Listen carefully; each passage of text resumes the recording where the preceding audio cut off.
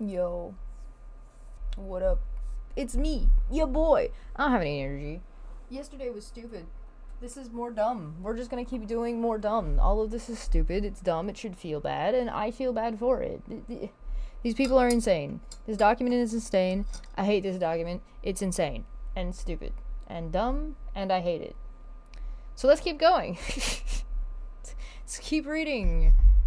So when we last left off, we did not actually finish this part of the document. We're on chapter 9. We're on page 293. They definitely said way less about DEI than I thought they were going to. It's kind of just like a little blurb acknowledgement. And now they're going off about how women are broodmares and how people shouldn't have access to healthcare and foreign agency stuff. Okay, so pro-abortion groups have also received funds under other categories of foreign aid that fall outside of the scope of global health assistance, including women-related and economic assistance programs. Members of Congress have advocated closing these loopholes by extending PLGHA to all foreign assistance through the Protecting Life in Foreign Assistance Act, sponsored by Senator Mike Lee, a Republican UT. I believe UT is Utah. And Representative Virginia Fox, which is Republican, North Carolina, NC. Current law and foreign assistance acts gives the president broad authority to set, quote, such terms and conditions as he may determine on foreign assistance, which legally empowers the next conservative president to expand this pro-life policy. To stop U.S. foreign aid from supporting the global abortion industry. Oh, right. The global abortion industry is a big abortion. I don't know what that is. I think that's made up. I think that's fake. I think that makes no fucking sense. I would love to hear somebody who actually believes in this explain to me what exactly the global abortion industry is and that it's actually real. And I would like to know if the global abortion industry is in the room with them. Broodmare sounds like a kink. It does. It's just submissive and breedable. Ick. To stop U.S. foreign aid from supporting the global abortion industry, the next conservative administration should issue an executive order that, at a minimum, reinstates PLGHA and summarily blocks funding to UNFPA, but also closes loopholes by applying the policy to all foreign assistance, including humanitarian aid, and improving its enforcement. The executive order to reinstate PLGHA should be drafted broadly to apply to all foreign assistance. It should simultaneously rescind President Biden's memorandum entitled, quote, Protecting Women's Health at Home and Abroad, issued on January 28th, 2021.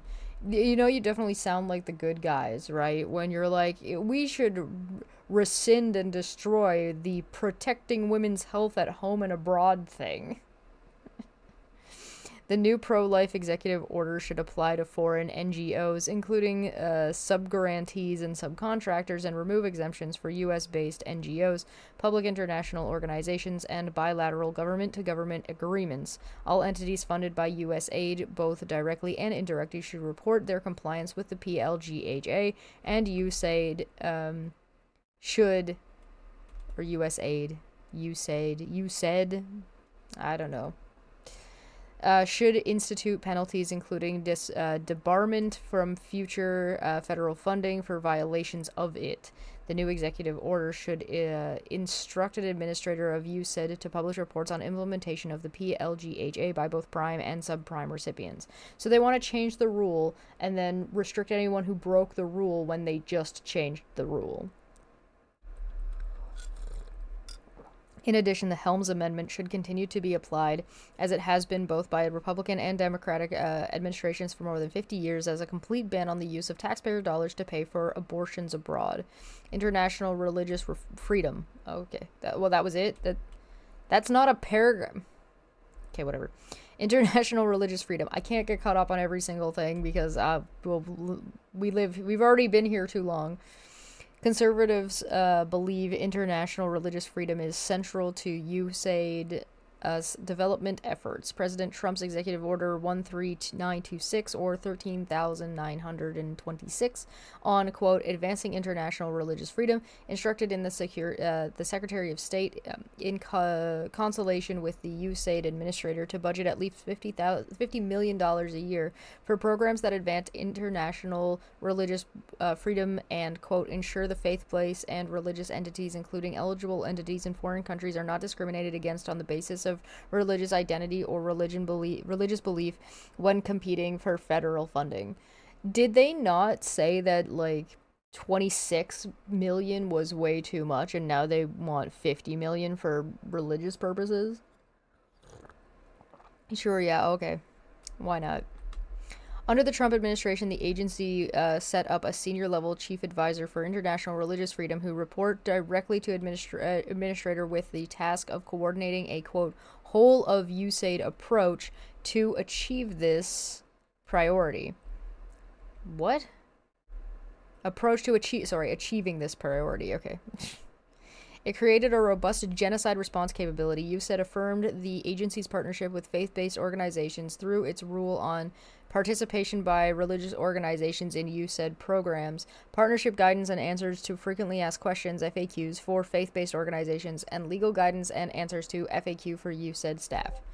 Today, USAID officials and their progressive partners have resisted efforts to promote religious freedom, especially as it relates to abortion and gender ideology, which are anathema to traditional societies where USAID fund programs in addition to many U.S. taxpayers. U.S. Secretary of State Antony Blinken repudiated his predecessor's focus on religious freedom. So, yeah, they want more tax dollars in the federal government for religious purposes. Why are they all jazzed about wasting $50 million a year? Yeah, I don't know. The next conservative administration must champion the core American value of religious freedom. And here's the other thing, right? Your religious beliefs do not get to impose on other people's rights. That's like one of the fundamental things about like the Constitution and America's whole shtick, right? Is that, like, you can believe whatever you want to believe, but your belief system does not and should not impede on my rights to life, liberty, pursuit of happiness, and, like, basic freedoms, which is what they're doing here. They're saying they want to spend more money on religious freedoms to prevent abortion and gender ideology. Gender ideology. They make it sound so dramatic. The next conservative administrator must champion the core American value of religious freedom, which correlates significantly with poverty reduction, economic growth, and peace. It should train all USAID staff on the connection between religious freedom and development, integrate it into all of the agency's programs, including a 5-year country development and coordination strategies due for updates in 2025, strengthen its missions relationships with local faith-based leaders, and build on local programs that are serving poor. Congress should appropriate funding to USAID specifically to support persecuted religious minorities in line with the Executive Order 13926.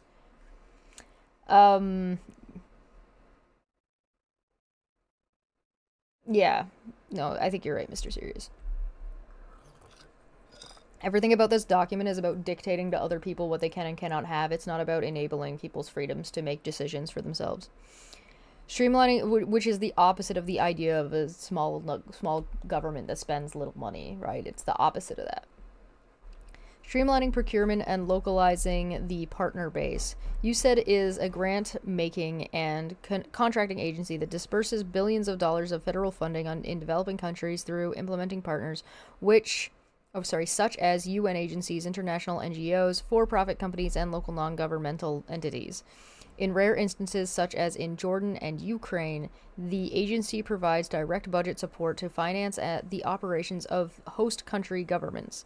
USAID far more often counts on expensive and ineffective large contracts and grants to carry out its programs. It justifies these practices based on speed and a lower administrative burden on its institutional capacity. Partnering with procurement reform was a Partnering and procurement reform was a pillar of the Trump administration's effort to secure better development results, cut costs, and advance the journey to self-reliance strategy of existing countries from aid. In December of 2018, USAID launched its first acquisition and assistance strategy to streamline procurement process, introduce innovation to its programming, and diversify its partner base away from large, expensive partisan implementers. So you added more bureaucracy to it and spent more money when it was allegedly doing fine?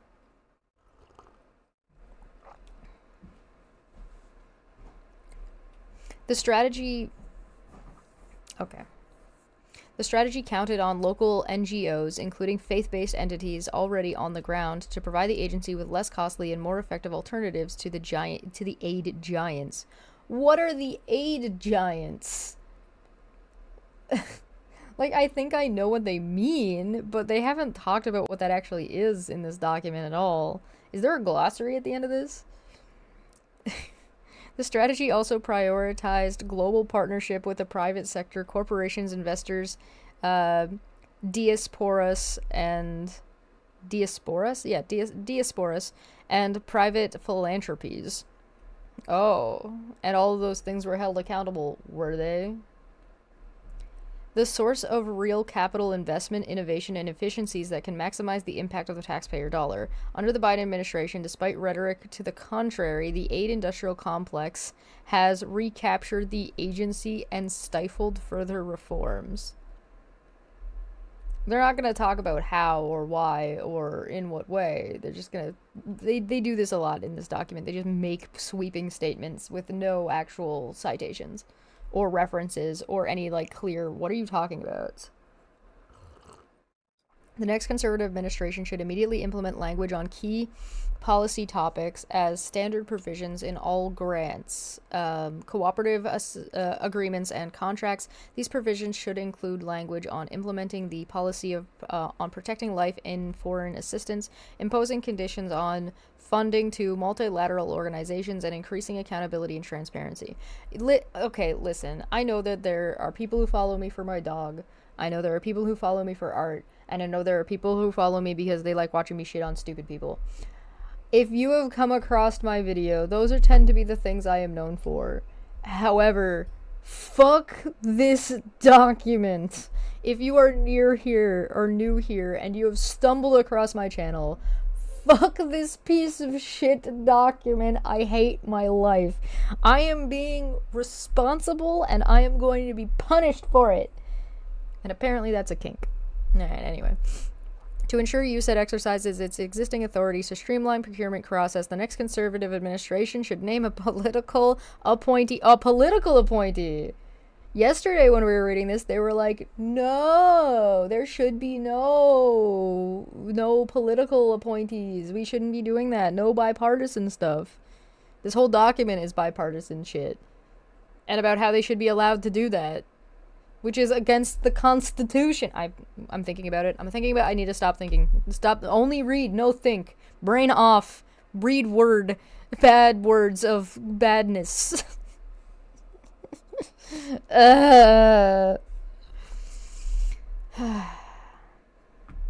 Name a political appointee as the agency's senior procurement executive and director of the Agency Office of Assistance and Acquisitions, OAA. In the Bureau of Management, M, the head of M/OAA is one of the most important positions at USAID, as the office is ground zero for controlling the disbursement of U.S. foreign aid. Literally, yesterday, when we read earlier in this document, in this section of this document, talking about USAID, talking about this administration and this particular things and this branch of government, it said that USAID should not have any bipartisan or politicalization around it. And it shouldn't do any hiring based on that. Now they're saying that's what they needed to do. I hate this piece of shit document. Whoever wrote this needs to be jailed. And only ever allowed to eat one food ever again. That is my punishment upon everybody who worked on this, wrote this, and anybody who has promoted this without reading it. You deserve to eat nothing but one thing forever. Not like, oh, I'm just gonna pick potatoes and have different types of potatoes. No, you get a potato and that's it. That you don't get to do anything to it. Plain rice cakes. I don't even care. It can be something fancy. It could be like the best steak you've ever eaten. That's all you get to eat ever, forever. One thing. You can pick pancakes with like syrup and strawberries, but now forever, all you ever get to eat for the rest of your life is pancakes with strawberries and syrup. That's it. That's all you get. You don't get to eat anything else ever. Forever. Fuck you. Honestly, that is probably one of the worst punishments I could ever think of for somebody. Especially rich people. Alright, anyway. The White House should empower the administrator and his or her designees to make determinations concerning the scale and scope of awards and increase the transparency and accountability of sub-awards, which can escape public scrutiny and promote progressive policies during conservative administrations. C is all about dictatorship. It's all about control. USAID should use existing authority to use program funds to expand its roster of contracting and agreement officers to accelerate the diversity of funds for disaster response to a more diverse collection of implementers. By the way, I don't know if you remember when we read the other chapter, it said that when it came to foreign policy, America should hold aid and the foreign people hostage to get the government to do things that they want, like as a negotiating tactic. Like, you know, don't forget that they talked about that too. Accomplishing the next conservative administration policy goals at USAID will require that political appointees have knowledge of, responsibility for, and visibility into the design. Fucking ChatGPT striking again. Yeah, like Trump did with Ukraine. Well, was that all that talk about tu quo que? Yeah, that. This thing is just promoting crime. And, unbelievable. Visible into the design and awarding of grants, contracts, and cooperative agreements. The administration should restore the senior Official Accountability Review, SOAR, S-O-A-R, or create a similar process to ensure that proposed programs above a certain dollar threshold in total estimate cost / total estimate amount receive a close review by policymakers in each bureau and office, and for large awards, the agency's front office. So they're saying it needs more bureaucracy, which means more people, which means a bigger government, which means slower response times in emergencies. Localization is a buzzword within the aid community, but correctly assumes that that more funding through local organization produces better aid outcomes. Shifting from giant U.S.-based implementers have proved difficult to achieve. However, given intense internal bureaucratic resistance, opposition from the aid industrial complex, and foot-dragging from progressives who view local NGOs, especially faith-based NGOs prominent in Africa and Latin America, as obstacles to promote abortion, gender radicalism, climate extremism, and other woke ideas. Go back to sleep. Go back to sleep, people. Everybody go back to sleep. Sheeple, go back to sleep. It's snooze time.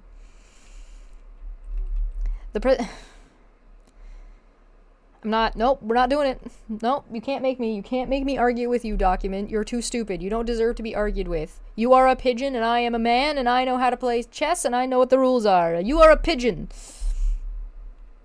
This is how I feel about this document at this point. I'm devolving. The President's Emergency Plan for AIDS Relief, PEPFAR, has shown that localization at scale is possible within a short time span. Over the 4 years of the Trump administration, the multi-billion-dollar program increased the amount of funding dispersed to local entities from about 25% to nearly 70%, with positive overall results. This model should replicate across all USAID. I know there's a really big problem with giving taxpayer dollars and foreign aid money to local religious factions in countries, right? Like that can come with some really dire repercussions, let alone big aid like companies that are religious based, like I don't know, the Catholic Church running around telling people not to take the AIDS shot and not to use contraceptives and condoms because they're of the devil and the Western countries are just trying to control you.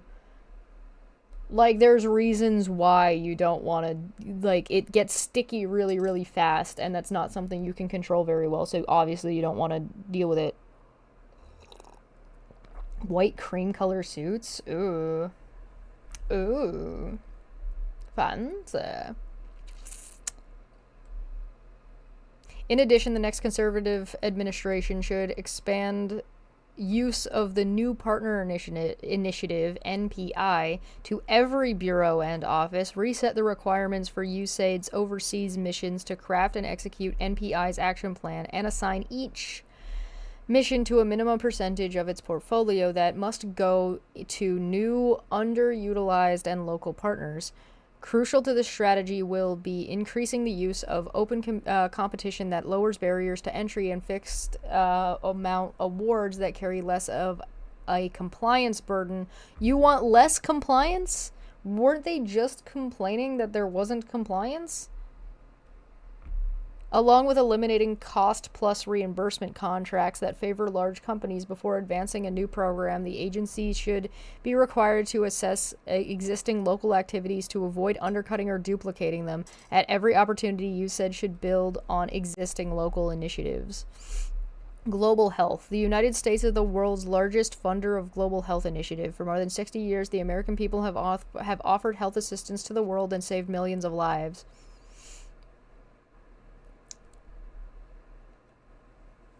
How did you guys handle that pandemic? How many American lives were lost due to negligence and misinformation provided to you by your sitting president? Oh, thank you. Neeks. I think it's just a white shirt. I think it looks more cream because my lights are yellow. Thank you.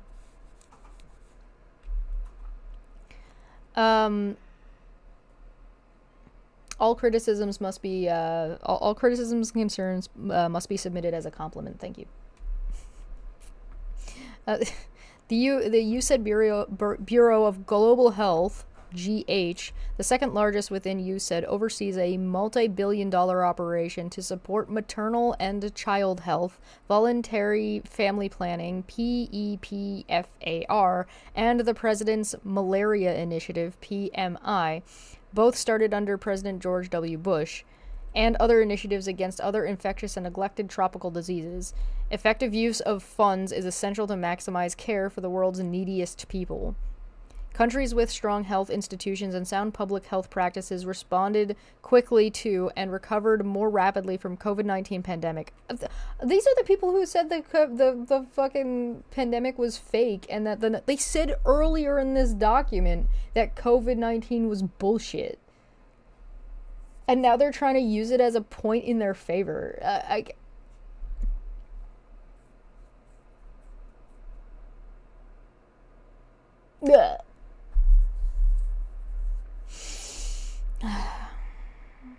This demonstrates the importance of localization, by which USAID helps governments and the private sector in developing countries to strengthen their own ability to address needed training services, accountability, and organizational capacity. Unfortunately, many USAID-funded global health activities remain rooted in patterns that began decades ago and measure improvements in terms of input money spent instead of outcomes achieved. From 1950 to 1970, the major recognized threats to human health were infectious disease such as polio and smallpox, and USAID-funded programs in a country, not with a country. Maternal and child health, food, water, and sanitation programs were often intermittent. USAID consistently financed population control, contraceptive, and abortion as essential to development. Population control? Most programs focus on one disease or condition but had little integration with other global health activities. Chronic diseases were ignored. There's a reason why. All right, okay. If you want to solve a problem, like something like polio, then what you need to do is focus on that and only that. You need that branch to focus on that thing. Because when you do broad sweeping bullshit, this is the difference between the Clinton Foundation being unsuccessful in actually having any kind of like major, like overcoming any major real issues, and is mostly like throwing money and band-aiding a problem, versus something very, very specific like Carter and his like worm thing, or Dolly Parton and her reading thing. Those things have been incredibly successful because they focused on one achievable goal. Like, it might not seem like a big grand thing to be like, oh, Dolly Parton has all this money and all she did was help some children learn how to read good. That has a massive, like, long-term effect. Right? Now, that kid knows how to read, can teach other kids how to read, can teach their own kids how to read, can help underprivileged families get access to things. That has a huge domino, like, exponential... So it's greatly successful. Right? Whereas the Clinton Foundation is like, yeah, they've thrown a lot of money at things, and they do a lot of, like, aid that way, but they don't actually... The problem that they're throwing money at never actually go away. Right? They don't solve it. It's like right? You don't eradicate a disease by doing all these other things, right? You have to focus on the one thing. When you are this section of this bureau of this thing, you need to focus on your goal, right? Like, why doesn't the wildlife researcher save the baby elephant? Right? Because they can't. If they do, it disrupts what's going on and they learn nothing.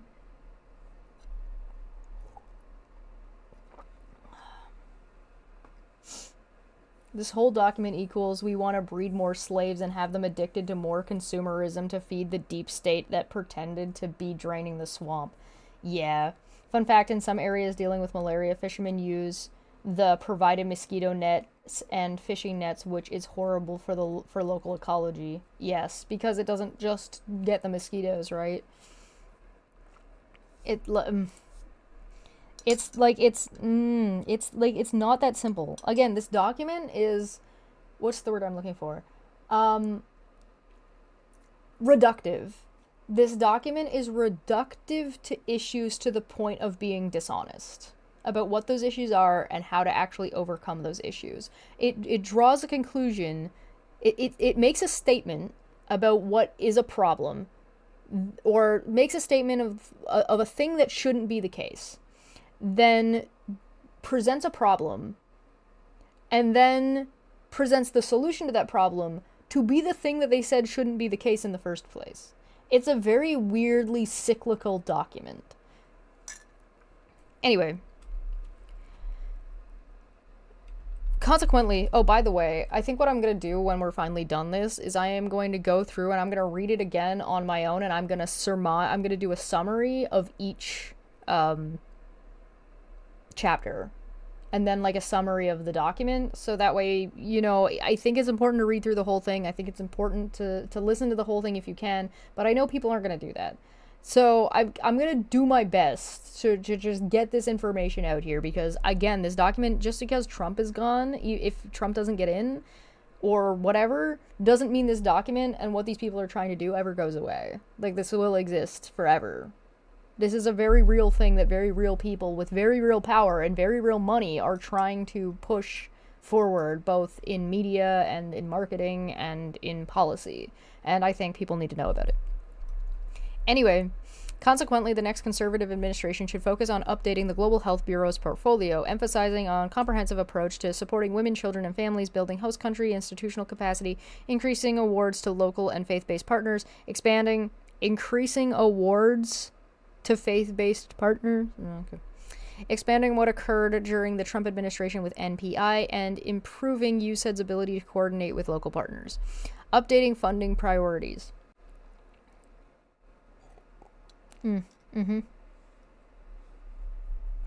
Bait and switch, yes.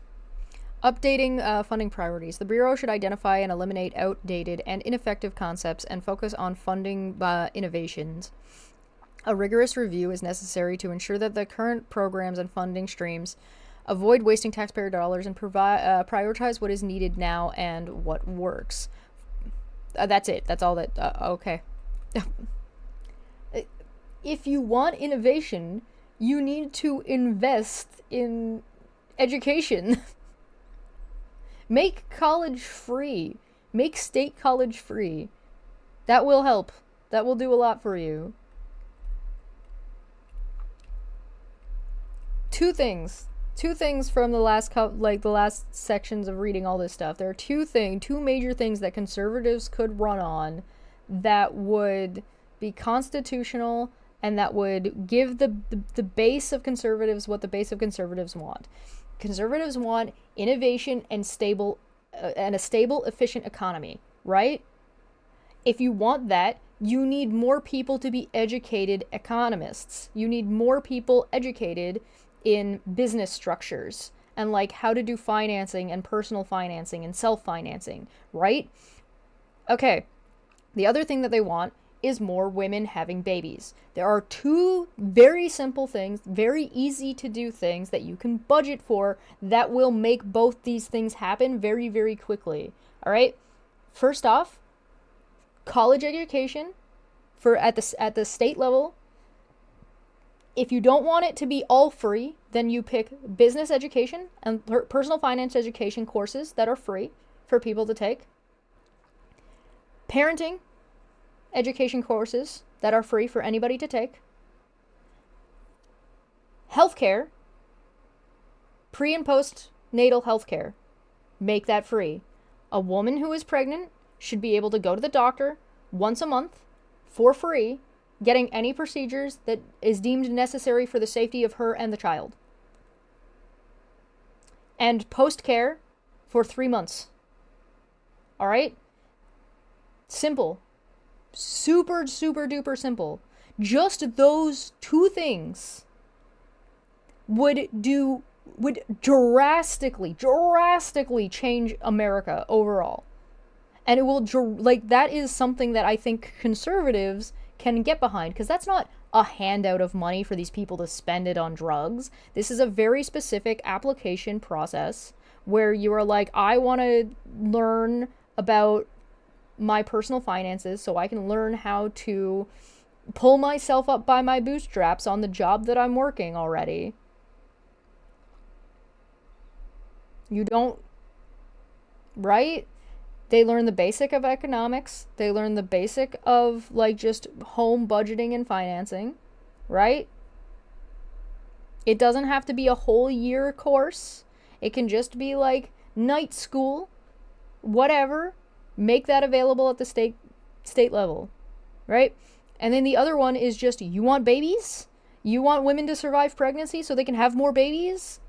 Make it it's not affordable. Make it affordable. Make it free. It's not like it's really hard to fake being pregnant to get this care. No, it's not. Right? You're gonna have to go into the doctor with a paternity test that you paid for from the dollar store and said, hey, I think I'm pregnant. Can you test me if I'm pregnant? If they come back pregnant, you go, okay, here's the procedure. Sign this paperwork. Blah, blah, blah, blah, blah, blah, blah. If these are the things you want, this is the easiest way to do it.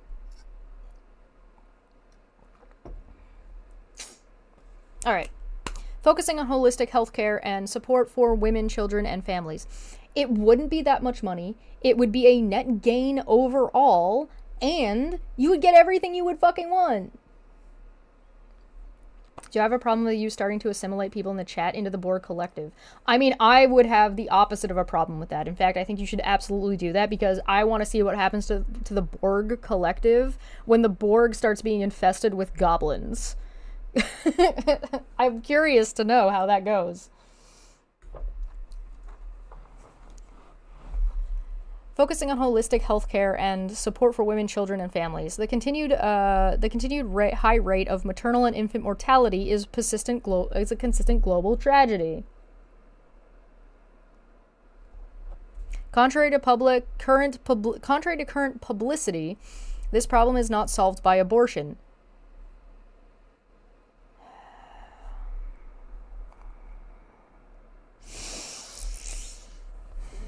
Well, in some cases, yes it is. But, you know, that's a particular. That's a nuance that this document can't handle. Families genuinely cherish children. Some families genuinely cherish children. Not all families cherish children. That is just not a true statement. That is just a sentence in this document. Families genuinely cherish children.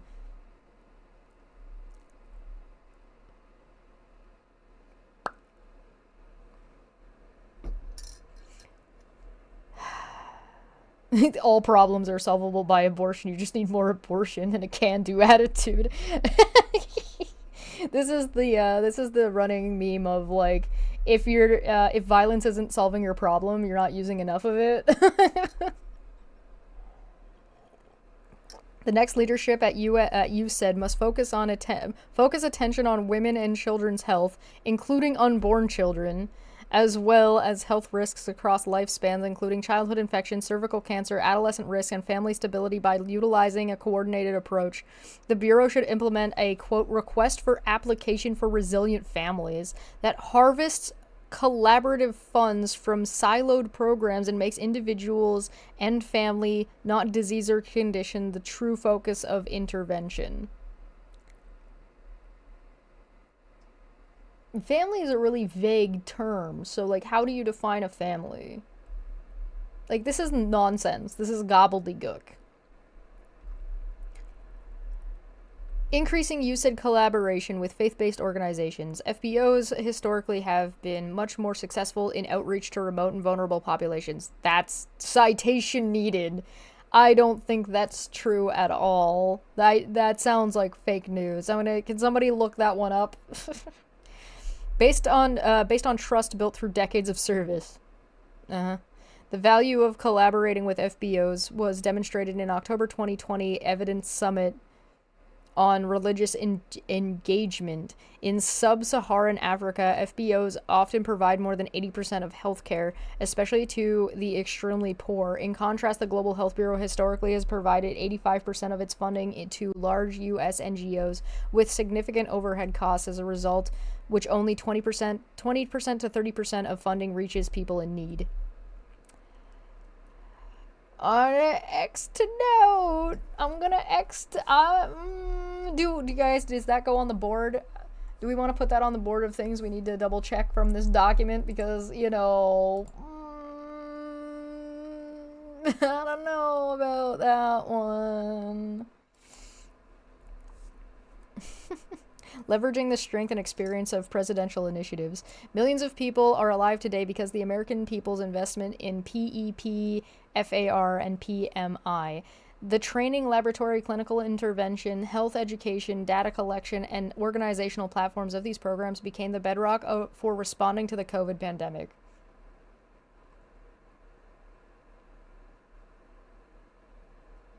Did anybody respond to COVID worse than America did? It's time for these programs. Puck, what are you doing?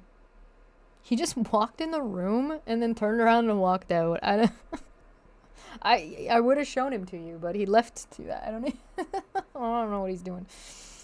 It's time for these programs to become part of an integrated, strong, and sustainable network of healthcare and public health in developing countries. A smooth transition to national ownership and funding, however, will require better...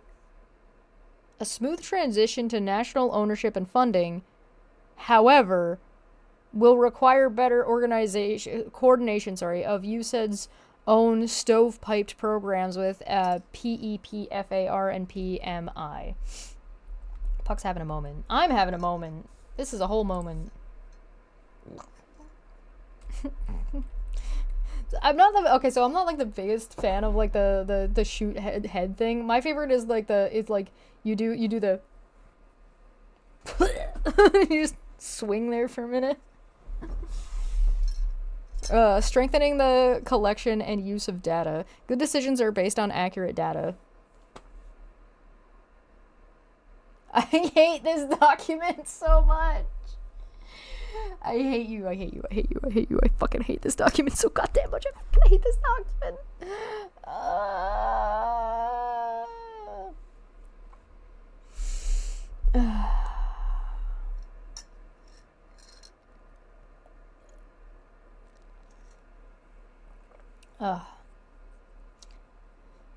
For decades, global health programs have relied mostly on statistical modeling rather than actual data.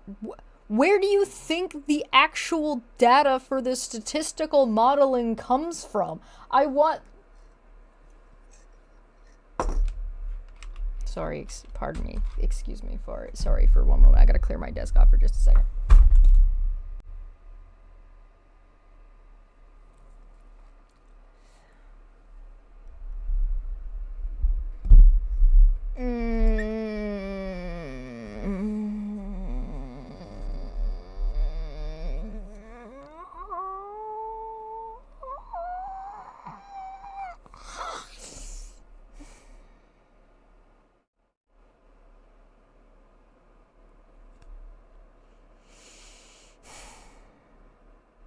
For decades, global health programs have relied mostly on statistical modeling rather than actual data or survey data, the weakest type of data. The weakest type...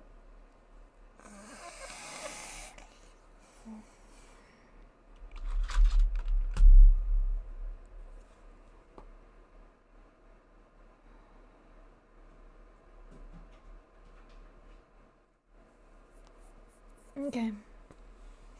Poor quality data undermines both the evaluation and improvement of desired outcomes achieved by our global health programs. The Trump administration implemented critical updates to PEPFAR's system for collection and report.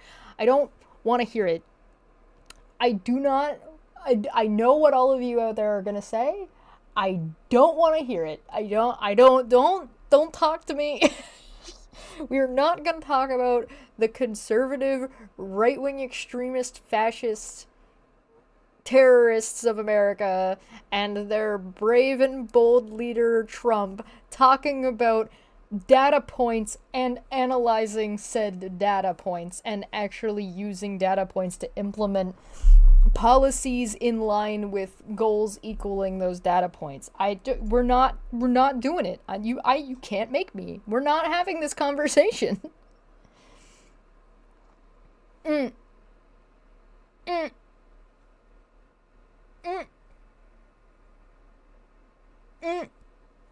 My hat is my face. My Tim Pool hat is my face palm protection. I don't protect my face.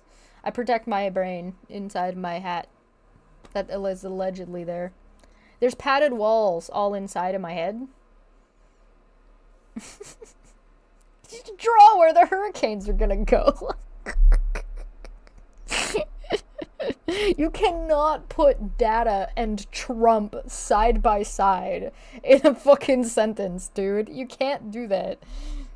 This is not... No, absolutely fucking not. In no way. Okay, whatever. The PEPFAR system for the collection and reporting of data to increase transparency and hold funded partners and overseas missions accountable. The next conservative administration should apply these reforms to all of USAID's global health programs. Okay, here's the thing, right? This is part of the problem that you're seeing in America's current divisive state. A document like this for improving the country should not be about a conservative administration. It should be about an administration that cares about its people, regardless of whether it's a Democrat or whether it's a Republican. What color of coat you're wearing should not be relative, because you should all be on the same side, the side of the American people and what the American people want.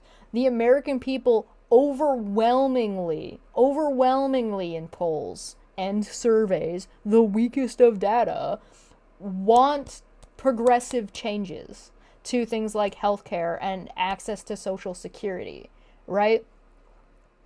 And these Social Security safety nets and inflation to come down. They want their dollar to be stronger. They want a more stable economic scenario. It does not matter if this idea is a good idea that is going to function if a conservative government puts it together or if a democratic government puts it together, as long as it is what the people want in a way that, or it's something that the people need, right? Because those are two different things. Because there's, like, this happens in Canada. Prior Trudeau Prime Minister did it. Current Trudeau Prime Minister is doing it. We are getting policies from that Prime Minister that people do not like. They are not popular policies. And you can quote me on this in the future because I will eat my words if I am wrong about this. But we have policies that are not popular in Canada that we will be glad that we have in the future. The unhappiness about the policy is short-sighted, not long-term. And I think that the same as his father, Justin Trudeau, and Pierre Trudeau have both been wildly popular and wildly unpopular due to the exact same reason. And it is splitting the difference between what the Canadian people need and what the Canadian people want. Because a lot of the times, people don't know what they want. Or how to get what they want. I like this hat. I don't want to eat it. I'll find another hat to eat if I'm wrong. So hit me up in 20 years with this clip and we'll see where people are at. 20 to 50 years. Mark my words. On this date at 1:45 p.m. Wednesday, September 25th, 2024.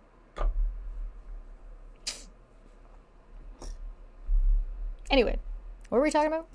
Oh yeah, it doesn't matter if it's an American, if it's a conservative government doing it or a democratic government doing it. It should only matter that it's what the American people need or what the American people want. That's all that really matters. That's like whatever coat you're wearing is small potatoes. It's not really that important. Right? So if Kamala Harris is doing something that the Trump administration is like, oh no, that was my idea, we don't want you to do it, why is she stealing my policies? She's doing what the conservative people want. She's doing what the American people want. Your fucking opinion doesn't fucking matter. Whether it was your idea. It's stupid, it's arrogant, it's foolish. Anyway. Strengthening private sector engagement. The Bureau's Center for Innovation and Impact, CII, should be empowered to expand networks of private and faith-based health organizations that can develop projects using development impact bonds, capital funds, and innovative technologies, including with the Millennium Challenge Corporation and the new U.S. International Development Finance Corporation. A more flexible and agile CII funding will spur innovation within the Bureau and help enhance country self-reliance in the provisions of healthcare. So one of the problems with providing government money to healthcare providers that are faith-based organizations is these faith-based organizations have a really bad habit of denying people care for religious purposes or religious reasons or based on their principles and let people die based on that. And you do not want your government enabling that or having any hand in that at all. Eat Dapper's hat. He needs a new one anyway. Got it. I'll eat Dapper's hat. Improving Bureau hiring, staffing, and recruitment practices. The Global Health Bureau should address its own management challenges by modifying the high ratio of contractors to direct hires, holding career leadership accountable for effective management, and building a more flexibility in emergency responses. Bureau personnel suffer from mission drift, burnout, and lack of vision. New directives, social agendas, and extra layers of review have obscured core activities and caused talent to leave the agency. Conservative leadership must return the focus to development and improved workforce morale, and focus on global outcomes and the efficient use of the taxpayer dollar. Holding the UN, the World Health Organization, WHO, and other multilateral organizations accountable. Leadership should designate another political appointee, to help coordinate cross-agency efforts to hold the U.S. government's multilateral partners, UN and WHO agencies, and other organizations to a higher level of financial and programmatic accountability, including assurances that language promoting abortion will be removed from UN documents. That is not gonna happen. That is not gonna happen. Although I do like the idea of America trying to strong-arm everybody else in the UN. What are you gonna do, kick Canada out? Yeah, okay. Kick Canada out of the World Health Organization. That'll go great. That's just funny. This is adorable. That's what that is. That's just cute. America actually thinks that they have the power to strong arm the entirety of the UN. This is what I was saying like a couple of days ago, or like a week or two ago when we were reading this document. I was like, this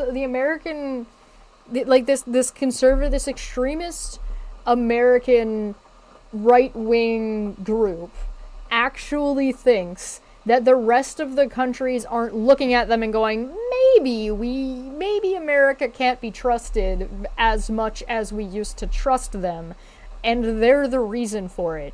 And that the other countries aren't just going to be like, we're going to have to come up with plans, contingencies, on how to deal with the UN and WHO and how we're going to implement things if America just decides to pull out and like just rescind its obligations, because it wouldn't be the first time America made a deal and then rescinded it, you know what I mean? So like I think it's foolish, and I think the other countries would have to be complete fucking idiots to not already have if they didn't already have contingencies, to have been working on contingencies since Trump was in office.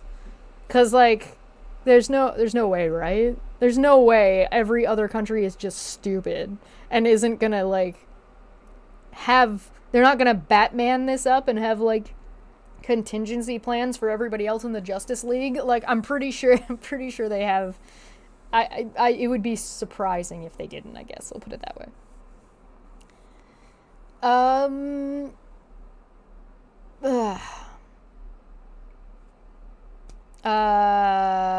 Including assurances that language promoting abortion will be removed from UN documents, policy statements, and technical literature. The United States must have more prominent representation in international technical committees and regulation-setting organizations to ensure the proper execution of American resources, the preservation of our values, the protection of innovation, and the vitality of our biomedical sector. These people are so obsessed with abortion that they're willing to forego any help to anybody else. That's been an ongoing, like, biggest... The UN's a big deal. You know what I mean? Like, it is, like, the largest agreement between the largest countries that's ever existed. Like, it is the biggest round table on the planet, and it's gonna be hard to ever beat that, because there's, like, they keep adding people, right? So, like, I have a very hard time thinking that, like, America's just gonna forego the UN in its entirety because they don't like some language that other countries use. Like, how much more of a snowflake could you be? You don't like the words? The pronoun word is getting to you too much, you big baby? Like, are you fucking serious? And then they'll turn around and be like, oh no, it's because, like, they're murdering unborn people. And it's like, yeah, people die all the time, alright?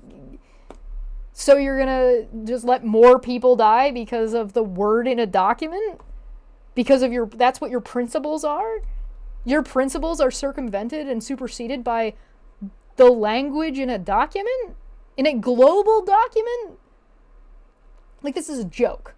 Like, this, you can't take this seriously. At least not as is. It needs to be taken seriously, as in, it needs to be taken into consideration in a serious manner. But this isn't serious. This is bullshit. There's no way.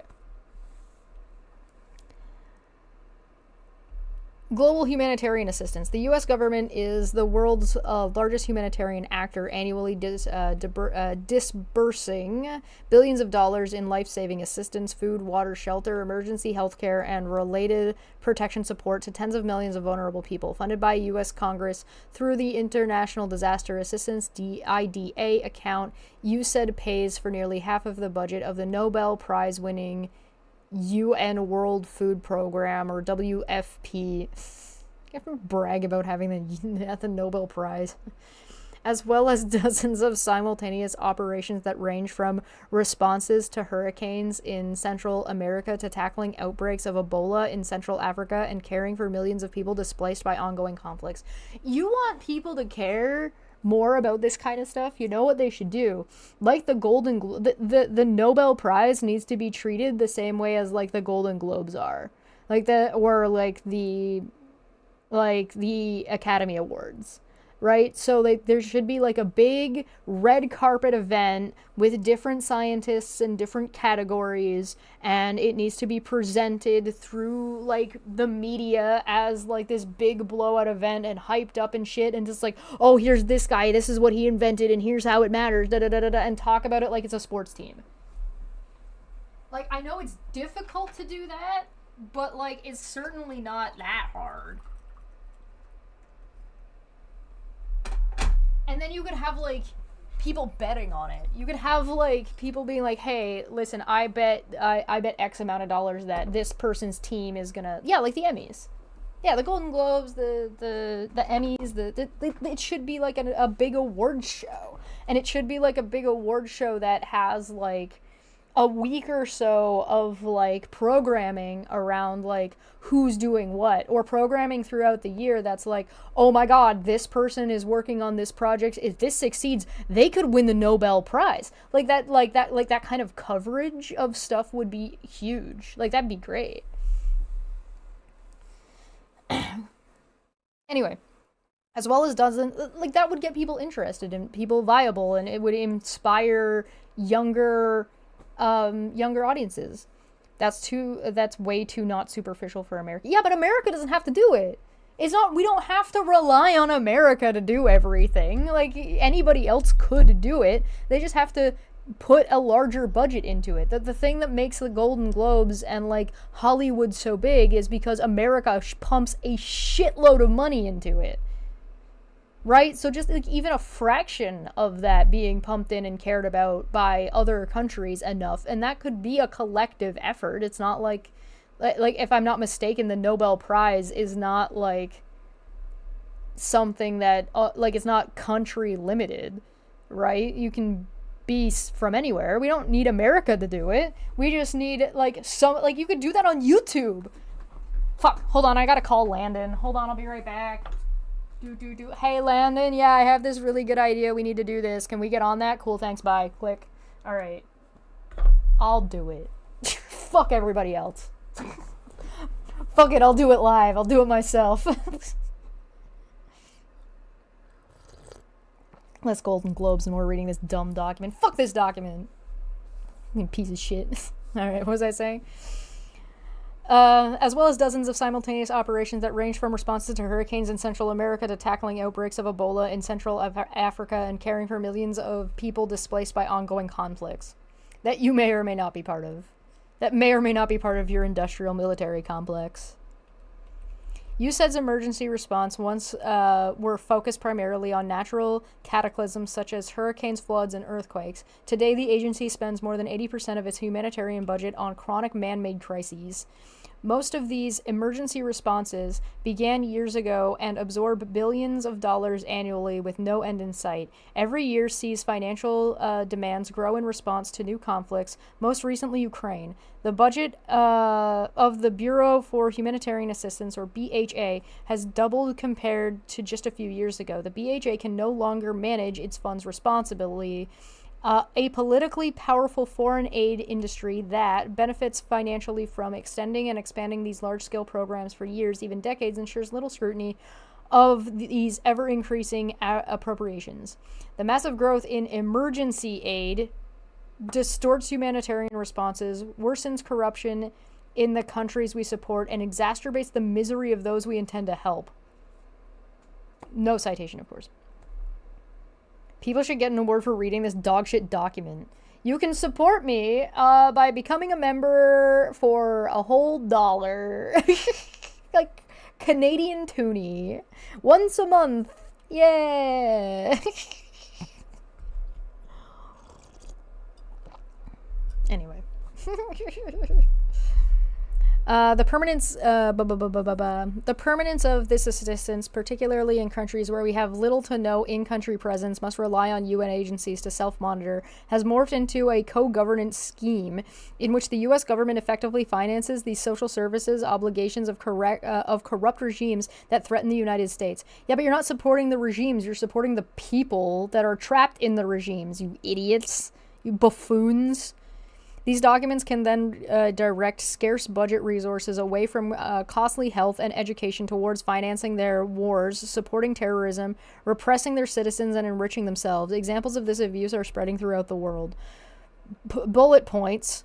Over the past decade, the U.S. government has expended $14 billion in aid to Syria, where the bloody regime of Bashar al-Assad, a close ally of Iran and Russia, skims nearly half foreign aid through inflated official exchange rates.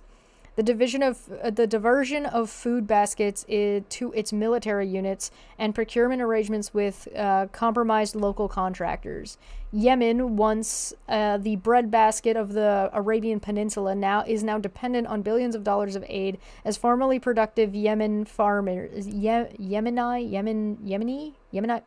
farmers cannot compete against free food, while irrigation systems remain in disrepair, leaving the country to suffer from water shortages during long summer. So because there's a food bank, farmers don't make like what?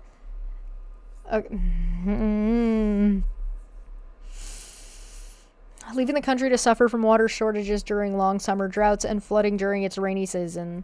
Iran-backed Houthi rebels, Houthi, I don't know if I'm pronouncing that correctly, divert substantial amount of aid to support their war efforts. Again, there's no citations for a single one of these. In Afghanistan, the aid infrastructure built over 20 years of American military presence that 3 presidents wanted to end collapse with the failure of the U.S.-trained Afghan forces to repel the Taliban's 2021 advances. Yet the country has received nearly $1 billion more in humanitarian aid since the Taliban's takeover and absent a U.S. embassy to ensure that it is not diverted to the Taliban and other terrorist groups. Hey, listen, if you want to help out the channel, leave comments and have discussions about anything in the comment section of a video down below. In Burma, U.S. aid finances all of the food and medical care for hundreds of thousands of persecuted Rohingya that the military regime focuses to live in open-air concentration camps.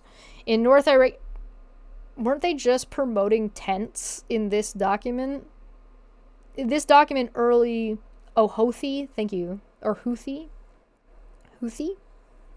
I apologize. I'm bad at reading. This document earlier in this document, they were talking about that the open air tents should be a thing that America is doing, and now they're condemning it. In northern Iraq, hundreds of thousands of Yazidis targeted for genocidal extermination by ISIS, remain in miserable camps unable to return home because of the Iraqi government's refusal to clear out Iran-backed militia occupying their homeland. In effect, humanitarian aid is... I'm just going to citation needed that whole bit because, like, all of that sounds like really lilted, stilted propaganda.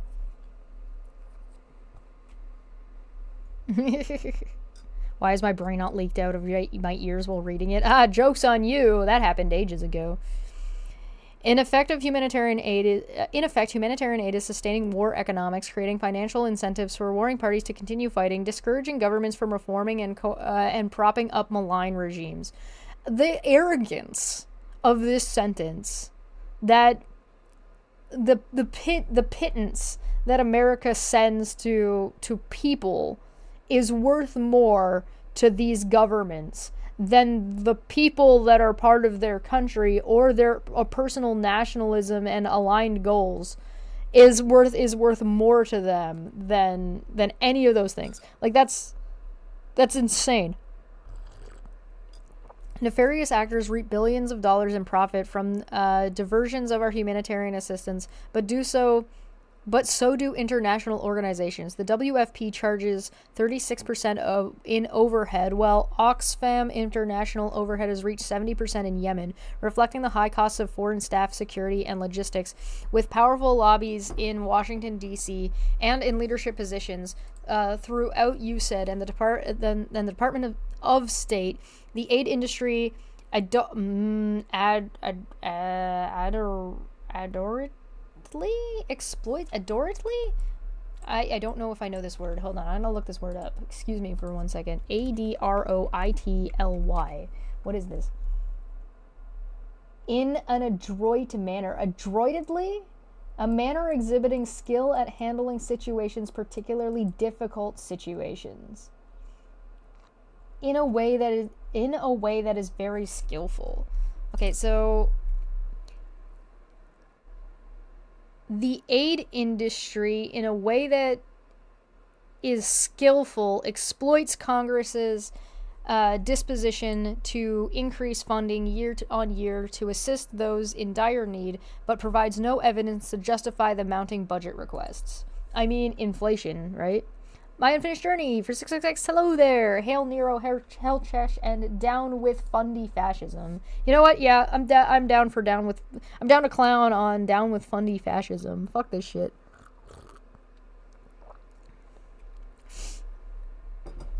In 2020, USAID leadership fused formally bifurcated food and non-food emergency related operations into a single bureau for humanitarian assistance to improve the management of the agency's largest portfolio, but this reform was not sufficient to address the problem. The next administration should resize and repurpose USAID humanitarian aid portfolio to restore its original purpose of providing emergency short-term relief, prepare vulnerable communities for transition, and do no harm in the following ways. My Unfinished Journey also for 2 socks, and a reminder to use all your socks to like and share. Thank you very much. I appreciate that. Don't forget to like, share, leave a comment, subscribe, blah, blah, blah. Tell your friends. Tell your friends that this document's a piece of shit, and feel free to clip. If there's anything, feel free to clip and repost any piece of me reading this document or any kind of comment that I made. If you feel like there's somebody in your family that needs to hear a portion of this document, take it and run. Take it and run. But I do like that down with fundy fascism would also be hashtag DFF. I like that. Dumbfuck Friday, down with fundy fascism. I like it. Multi-use hashtags. The following ways. Work with Congress to make deep cuts in the IDA budget by ending programs that do more harm than good in places controlled by malign actors such as Yemen, Syria, and Afghanistan, where our aid is consumed by fraud, diversion, and partner overhead costs.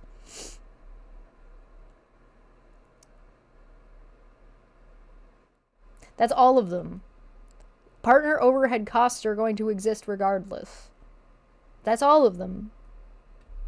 Just leave those people to suffer, I guess. Require USAID and the State Department to devise country-based exit strategies that term limit the duration of humanitarian responses and transition funding from emergency to development projects. This will require robust diplomacy and press host governments to integrate displaced persons in lieu of keeping them in expensive and dehumanizing camps financed by the international community. I do like your profile picture. That's very cute. Transition from large awards to expensive, inefficient, and corrupt UN agencies, global NGOs, and contractors to local, especially faith-based entities that are already operating on the ground. This approach provides a far less expensive and more effective alternative for aid delivery. Local partners more ably navigate corrupt environments and are more likely to steer vulnerable populations away from dependence on aid towards self-sufficiency.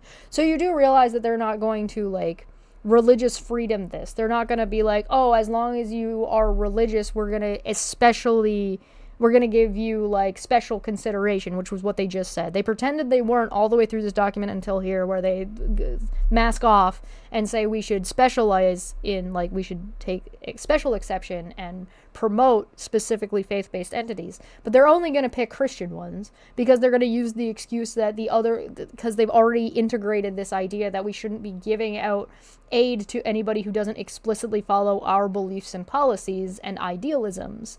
And so no other religion they're going to find an excuse why that religion doesn't comply with their predisposed principles or whatever, or predisposed mission ideas.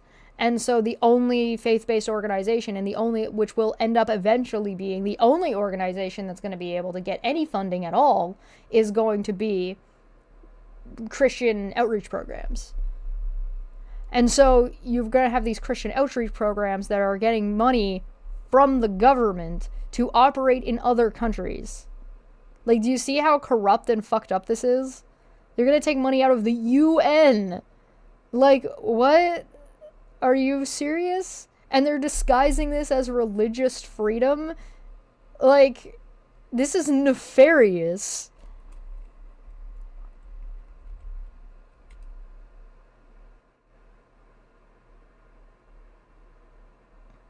This approach provides far less expensive and far more blah, blah, blah. Local partners more ably blah, blah, blah, blah, blah. Require that BHA avail itself of existing IDA authorities that it fails to use, including to dispense with the cost reimbursement model that disqualifies undercapitalized local NGOs, accept the other donor vetting of local partners, streamline the award approval process, and expand the use of fixed amount awards to rein in cost overruns.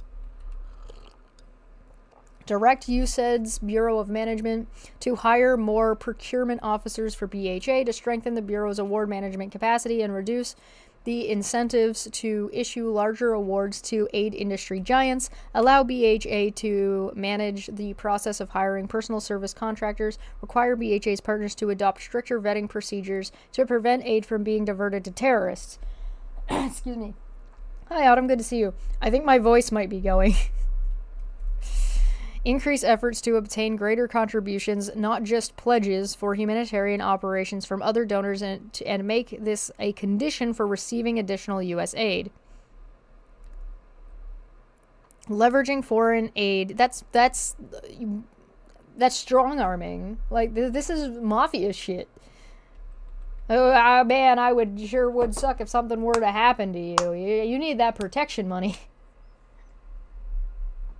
It's insane that they think other countries will let them enforce their religious ideology on other countries, right? So not only are they going against the country that they're trying to help, right, and going against their people and imposing their religious ideologies onto them, but they think that other countries outside of that are going to look kindly on that and allow that to happen, right? The UN is not going to, like, what they're describing is against, like, all the agreements. Like, all of them. This is insane. This is like, we're going to take America and instead we're going to make Nega America. This is the bizarro Superman of America. Yeah, I think I'm going to have to get some green tea next time. I'm going to the grocery store soon. TM. I'm going to pick up some different tea. How many parts are planning on doing this? However many it takes to finish reading this entire document. I'm on page 301 out of 920. Just to give you an idea. Some days I'm faster than others. Yesterday I did not get very far. Leveraging foreign aid to unleash the power of America's private sector. During the 1960s, when USAID was launched, 80% of the financial flows from the United States to developing world was in the form of the U.S. government's assistance. Today, that figure is under 10%, overtaken by private investment, remittance, and private charities, all demonstrating the power of America's private sector to promote wealth-generating economic development in poor countries. Leaders in developing world routinely press U.S. officials about their preference for trade and investment and not aid. Wow, really? Imagine that. Instead, the Biden administration is leveraging the private sector financing to promote its climate and other progressive agendas worldwide. The next conservative administration must return, you said, a foreign aid model that leverages its resources to promote private sector solutions to the world's true development problems and end the need for future foreign aid. Private capital investment in these markets is the greatest enabler of job creation and sustainable economic growth throughout the developing world. Again, this is a major problem with like the CEO, the Yale CEO types. The business model should not be based on growth forever. It should be based on growth and sustainability. So you grow, you sustain. You grow, you plateau. You grow, you plateau. And so like the goal isn't to grow forever. A good model, for example, is Jacksepticeye's YouTube channel. Go look. He's talked about it. Go look at it. His thought process on this is brilliant. And not only is it brilliant, it is something that would revolutionize and should revolutionize business models in general for any long-term business.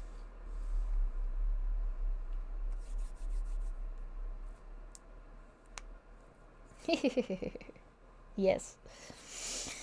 Star Trek Lexington. A key tool of America's soft power leadership is the U.S. Development Finance Corporation, of the DFC, launched in December of 2019. DFC sought to unleash the power of the American private sector to advance our interests by providing emerging markets with blended financing opportunities to help end wretched poverty. Oh my god, did they mean wretched instead of wrenched yesterday when I read wrenched? Did they actually meant wretched? And also, why are you adding wretched poverty? Just put poverty. Stop padding your word count. Create new markets for U.S.-made progress, strengthen bilateral partnerships in strategic parts of the world, and offset China's predatory loan and investments. The Trump administration launched a USAID DFC working group to maximize development outcomes and review individual investment projects through a counter-China lens and ensure a cohesive interagency development response. You know, Trudeau was on the Colbert Show, like the Late Show with Stephen Colbert yesterday, and it's a really good clip. It kind of made me a little happy to hear. I thought it was an interesting little bit, and I think people should go watch it. It's relevant, I promise. As development agencies, USAID and DFC must do a better job of aligning their respective activities and closely integrate both structurally and operationally. The easiest way to foster this alignment is to dual hat the role of DFC's chief development officers so that he or she, please stop using all this gender ideological language in your document, thank you very much, serve simultaneously in both institutions. Like all U.S. federal bodies, DFC should be restored to its original intent of deploying its commercial risk-reducing financial services instead of its current misuse as another global vehicle to promote economy-killing climate programs. Jesus Christ, climate programs do not kill the economy. Stifling innovation in energy production does. Fuck you. Meet irrelevant diversity objectives and focus on low-impact, misguided, gender-based activities. Gender-based activities? What's a gender-based activity? The only gender-based activity I can think of is just the sex. Branding. The deeply embedded culture within the foreign aid bureaucracy views public recognition of U.S. assistance as secondary to larger philanthropic mission, and it's embarrassed by the American flag, citing vaguely defined security concerns. USAID implements UN agencies, international NGOs, and contractors often fail to credit the American people for billions of dollars in assistance they provide the rest of the world, even as they engage in self-promoting public relations to raise other donor funds. The American people aren't getting enough credit. They really believe that? Yes. Yes. This is yes. This is unbelievable. This approach has negative foreign policy implications as China relentlessly promotes its own self-serving efforts to gain influence and resources. Unlike America, right? America doesn't do stuff like that. Only China does stuff. China. Worst of all, malign actors sometimes appropriate credit for unbranded U.S. assistance. Houthi terrorists, for example, claim to provide for the people under their occupation with anonymous U.S. humanitarian aid. Prove it. Citation. I mean, it's possible, but, like, can you actually demonstrate something for once? Because realistically, you kind of just sound like, you sound like Netanyahu. Yeah, no. Unfucking believable. Oh, here you go. I got that. I got you. Hold on. This guy is unfucking believable. This document is unfucking believable. The United States is in a struggle for influence with China, Russia, and other competitors. And American generosity must not go unacknowledged. Give me my participation trophy. The next conservative administration should build on the Trump administration's branding policy, which revamped ADS Chapter 320 to force the aid bureaucracy to fulfill credit, to fully credit the American people for aid they are providing. The senior advisor for brand management in the Bureau for Legislative and Public Affairs, LPA, discussed infra, should be a political appointee.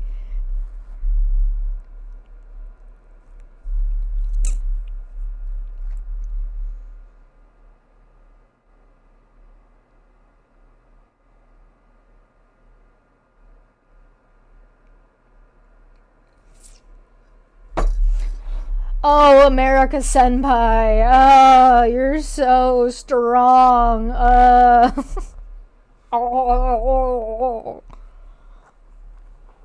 Fucking Trump, let me lick your boot. I fucking hate this. It's fucking... another political... I'm adding another drink counter. Political appointee. Who is responsible for maximizing the visibility of U.S. assistance by enforcing branding policy on every grant, cooperative agreement, and contract.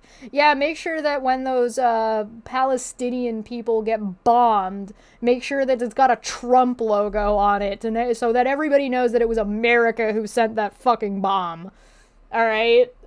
It's really important. We need to make sure that Hamas doesn't take credit for any of that American humanitarian aid. I hate you. hate, double hate, loathe entirely.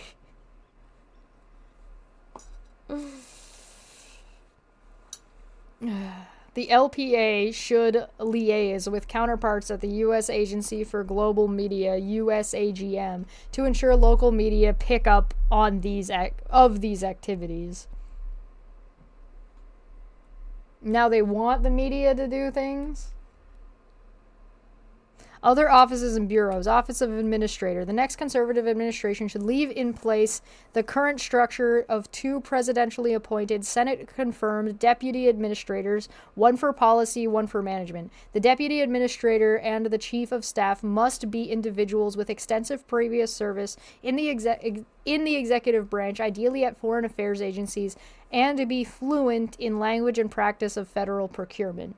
Bureau for Foreign Assistance. As noted above, the next conservative administration should name the U.S. Aid Administrator as Director of Foreign Assistance F at the Department of State and with the rank of Deputy Secretary. It should reorient the bulk of F staff from focusing on the formulation of the annual president's budget proposal to the execution of already appropriated resources. This should include eliminating the duplicative mission and bureau resource request, speeding up availability of appropriation by delivering to Congress within 60 days, and the report required by Section 653A of the Foreign Assistance Act, FAA, and fast-track approval of congressional notification CNs and other pre-obligation requirements.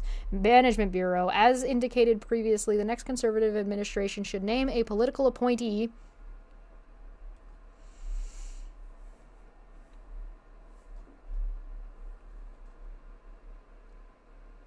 as you said, Senior Procurement Executive and Director of the agency's Office of Acquisition and Assistance, M/OAA. Political appointee with the appropriate credentials, including warrants, should be placed within M/OAA, and the agency should exercise its authority to engage qualified experts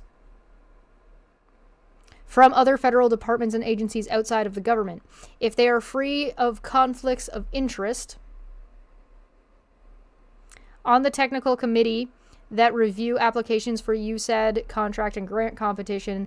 The administration should change the designation of USAID's competition advocate to an individual favorable to innovative types of contracts that can reduce the aid oligo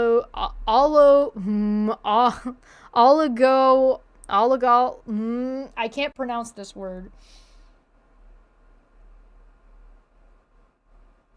Oligopolies grip on the agency. Oh my god. Office of Human Capital and Talent Management. As soon as possible after Inauguration Day, the next conservative administration should name a political appointee as USAID's Chief Human Capital Officer, CHCO, the Director of Human and Director of the Office of Human Capital and Talent Management. USAID's White House liaison must be an individual with substantial experience with federal personnel systems. The White House Office of Presidential Personnel should allow USAID administrator to explore with counterparts at the Office of Personnel Management whether the agency could hire personnel under both administratively determine authority and Schedule C of the expected services of the Federal Civil Service. USAID should be one of the agencies to pilot, test, and a reinstated Executive Order 13957 or 13,957, which created a Schedule F within the expected service and should aggressively recruit and place candidates into term-limited positions under Schedule A of the expected service, especially veterans. The new CHCO should examine how the existing members of the Senior Executive Service, or SES, at USAID should be reworked throughout the agency and should institute SES mobility program to encourage the regular rotation of senior career leaders, including thorough details to other departments and agencies. Bureau for Policy Planning and Learning. Jesus Christ. The next conservative administration should shift the policy functions of the Bureau on Policy Planning and Learning, PPL, to the Office of Budget and Resource Management, BRM, located in the Office of the Administrator. It should rename the BRM the Office of Budget Policy and Resource Management, BPRM, and staff the policy team with political appointees. The administration should also move the responsibility for reviewing and processing proposed changes in USAID Policy Bible, the Automated Directive Systems, ADS, from the Management Bureau to the new BPRM. So they want to add a whole nother section now of added bureaucracy and more people, which will be more costly and slower with less oversight. Even before these changes, the assistant administrator for PPL should decree an immediate freeze on changes in the ADS and agency-wide policy document to allow for a proper publication of amendments to withdraw the new administration's viewpoint. All major agency policies should be reviewed and amended or withdrawn within the administration's first calendar year in office. Every single thing that we've read up to this point, every single time they're talking about any position in office or any like branch of the government, every single time they're like, it needs to be put on hold, it needs to be stopped until we put our own political affiliated people in here, and after it's been reviewed. Every single thing. They want the entire government on day one to just stop. And they want every piece of it to just stop until for an unmeasurable amount of time. Like, they want it done within the year. They want all these things done on the first day. But they want it to stop until it can be replaced by their own fucking political appointees and their own experts, even though they don't like experts, who agree with their policies. They just want to shut the government off and start it up again as a dictatorship. Period. End of sentence. That's what they're doing. In every single thing. Every single one of these has ended with this. Yeah, no experts, they said. Now senior personnel with lots of experience. Can they make up their minds? No. They want everything. They want to have their cake and they want to eat it too. It's really that straightforward. Thank you. One of the guys I lived with showed up and gave me a booster juice. I failed. Boost.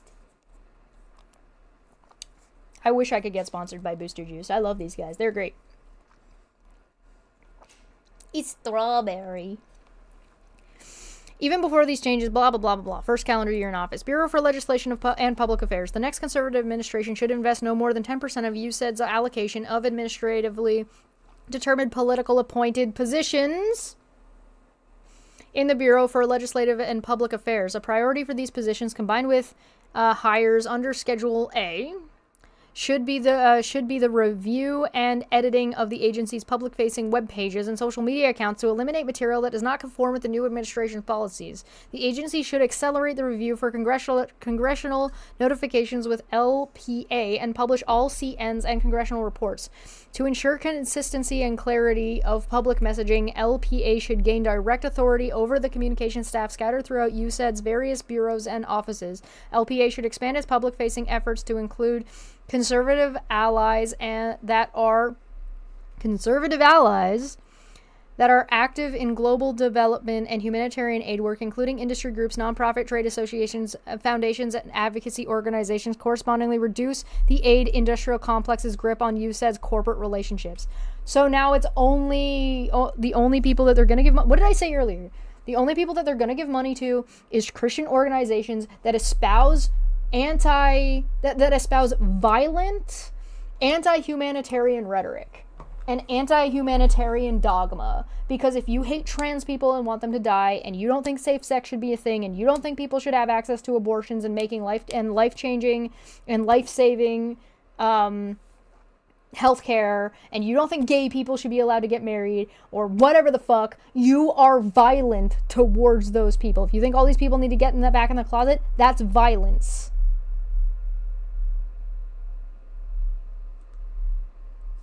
And anti-humanitarian.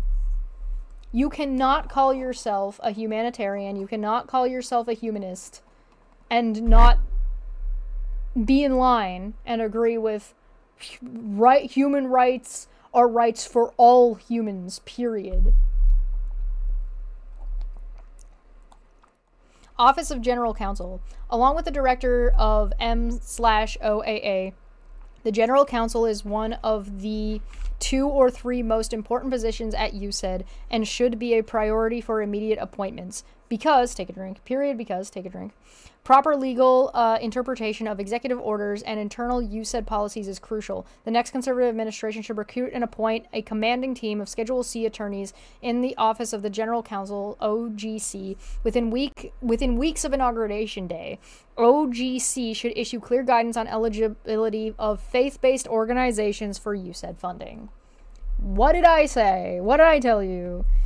The other thing is you notice that all of these things they want to rework and make sure that they have top-tier lawyers in all these places because they know what they want to do is already illegal and against the Constitution. So if they don't stack the deck in their favor and find ways and loopholes in the legal system around to allow them to do what they're doing, it's illegal regardless. They know what they're doing is not with the Constitution. They know what they're doing is not legal, and they're just looking for loopholes to get around it, to make sure that it is legal what they're doing.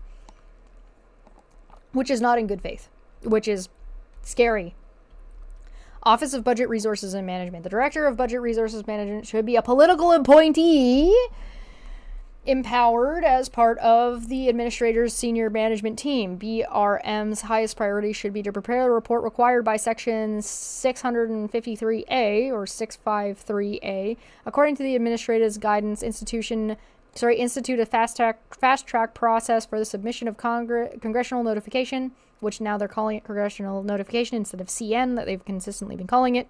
Can this document please pick a format?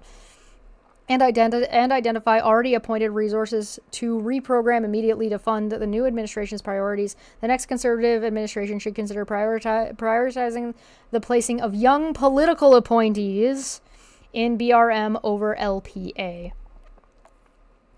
Bureau for Democracy Development and Innovation. A key outcome of transforming USAID undertaken during the Trump administration, the Bureau for Democracy Development and Innovation, DDI, is home for most of the agency's non-health, non-humanitarian funding, as well as almost all of its sectorial appropriations directives, including those that reflect the pet projects of individual members of Congress. The Bureau is the policy and financial nexus at USAID for most of the Biden administration's radical priorities in foreign assistance, including gender, climate change, and the promotion of identity-based politics. This is not your extreme, not the other way around, you fucking crazy, weird, wacky pieces of shit. On the positive side, DDI is also the bureau in charge of areas that will be crucial to a reorientation of USAID, including trade, economic growth, innovation, partnership with the private sector, and agencies' relationship with the communities of faith. The next conservative administration should make a rapid staffing of key DDI priorities on high priority. Besides the Senate confirmed assistant administrator, the directors for each of the center hubs in the bureau need political leadership. Almost every one of the agency-wide policies that cover DDI's areas of responsibility will need to be edited or rewritten entirely as soon as possible. The next conservative administration should harvest DDI's central appropriations to fund new priorities, especially working with ethnic and religious minorities and faith-based organizations and joint ventures with the private sector in education and energy. So they want to use faith-based stuff to deal with education. Oh. I'm sure I can find in the Bible rules about coal. I mean, I guess I could use Genesis and be like, the earth is a garden that humans are supposed to take care of, therefore we should care about climate change and should not wreck the garden. All DDI programs should issue funding opportunities restricted to new and underutilized partners modeled on the NPI. Region, Asia. Oh, good. Asia is the most populous continent and the ground zero battle against Communist China's efforts to exploit the development needs of poor countries for geopolitical gain. That's definitely what America is doing or is trying to do in this document. America's Indo-Pacific strategy should guide USAID's approaches for distributing foreign aid in the region. USAID should intensify its bilateral relationship with pro-free market Japan, Australia, South Korea, and India so that it can jointly advance private sector solutions to securing financing for power generation, infrastructure, digital connectivity, investment and trade expansion, and other economic activities. USAID enjoys a strong in-country presence in India, buttressed by recent coordination on the global response to COVID-19. You know, that pandemic. As India is the global leader in vaccine production, those ties should be expanded. So too should cooperation with Taiwan, which boosts effective pandemic response capacity that should be shared with developing countries. China's island-hopping efforts to capture vulnerable Pacific states is a direct strategic threat to U.S. maritime supremacy and homeland security, and USAID and its allied donors should neutralize these efforts through the deployment of targeted assistance, such as helping countries combat the effect of China's illegal fishing. While China outpaces the ability of democratic alliance to deploy state-backed financing to developing countries, it is unable to compete with our collective private sector capacity to deploy trillions of dollars of capital. Pakistan is a prime example of foreign aid policies disconnected from U.S. international interests. The country has been the recipient of more than $12 billion in U.S. foreign aid since 2010, yet remains intensely anti-American and corrupt, has backed the Taliban continuously since 2001, jump-started North Korea's nuclear bomb program, brutalizes its region's minorities, and is a willing client of China while taking on unrepayable loans from U.S. taxpayer-funded International Monetary Fund and World Bank. Why are you talking about Pakistan in a whole ass fucking paragraph about Asia?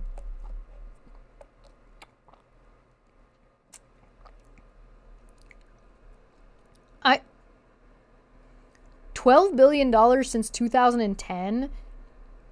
That's a decade and that's 15 years. That's not that much.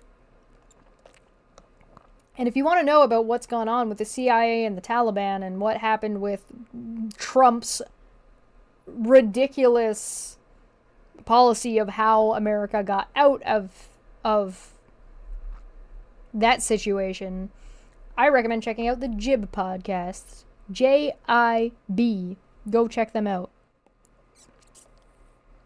Middle East. The Middle East is far from vulnerable today as it was in 2020 because is far more vulnerable today than it was in 2020 because the Biden administration strategy for the region is adrift. Tunisia has slid into autocracy. Iraq is plummeting further into Iran's orbit, and U.S. soldiers continue to risk their lives for unclear ends amid the ruins of Syria. Meanwhile, billions of dollars in U.S. foreign aid props up regimes allied with Iran. President Trump's Abraham Accords signaled the end of the centrality of the Arab-Israeli conflict, which paralyzed the U.S.'s approach to the regions and focused instead on Iran as the principal threat to America from this region. During the Trump administration, USAID allocations reflected the new opportunities created by the Accords and sought to strengthen regional alliances against Iran through expanded regional trade investment and to promote genuine political stability tethered to strong American leadership. USAID formally partnered with the United Arab Emirates, Israel, Morocco, Qatar, Kuwait to catalyze regional partnership in Africa. Under the Biden administration, however, USAID has returned to a model that deepens the region's dependence on aid. A new conservative president should reset USAID's programming in the Middle East in line with our national security interests and committed to the goal of ending the need for foreign aid through development that is led by the private sector. Specifically, foreign aid must advance the Abraham Accords, increase trade and investment between Israel and its Arab neighbors, represent the most effective path forward, reducing poverty, fostering the emergence of a middle class, and solidifying peace. USAID should therefore focus its development. It uses a caste system. Solidifying peace. USAID should therefore focus its development assistance on countries such as Morocco, Sudan, through joint investment collaboration with the more economically advanced economies such as the UAE and Israel.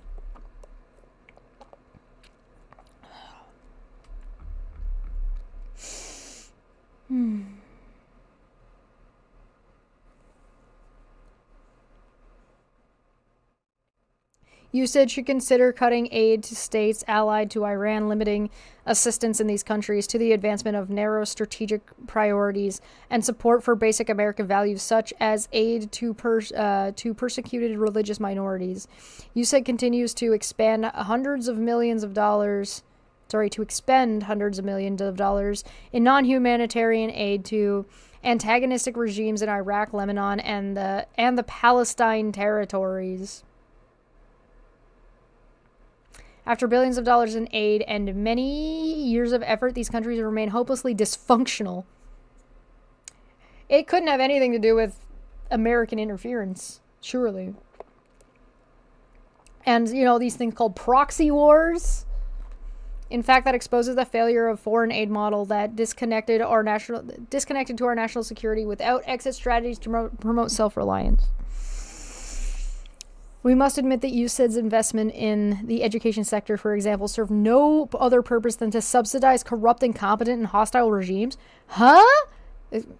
USAID should undergo operational changes to secure better development outcomes by reducing its mission's footprint in the Middle East, given that most personnel in the region are unable to leave their highly protected and expensive compounds and carry out their oversight functions. It should redirect program funding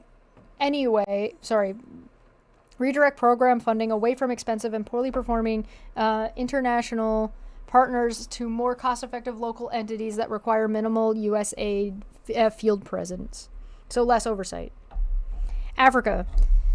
Since its inception, USAID has a strong presence in Africa, saving millions of lives through its pandemic and infectious disease responses, especially for malaria and HIV/AIDS. It has led global efforts to provide life-saving emergency assistance to those who are fleeing conflict and suffering from devastating natural disasters. American generosity knows no equal. Yeah, do we really need to go back to the prior chapter where they talked about how they wanted to treat people that were fleeing, like how they would treat refugees in America? Do we really need to go back to that chapter? Because no? That's not what you're proposing. You're not proposing generosity. You're proposing enslavement. And ostensibly murder.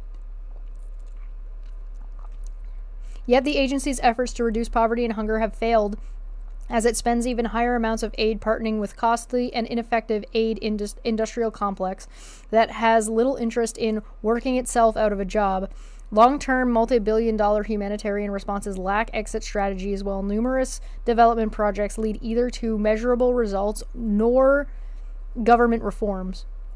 Despite this, humanitarian aid isn't for government reform, and it's not for cultural development. Humanitarian aid is to help people in need on the ground right then and there. That's what it's for. It's not supposed to be profitable.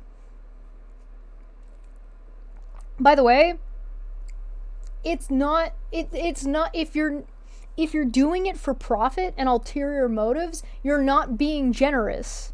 So, let me throw this in another light.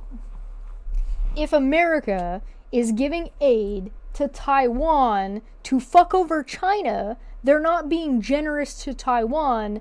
They're in a symbiotic relationship where Taiwan benefits, or the people of Taiwan benefit, and America benefit, and China gets fucked over. Right? That's not humanitarian aid. That's you scratch my back, I scratch your back. At best. Right? Like, at best.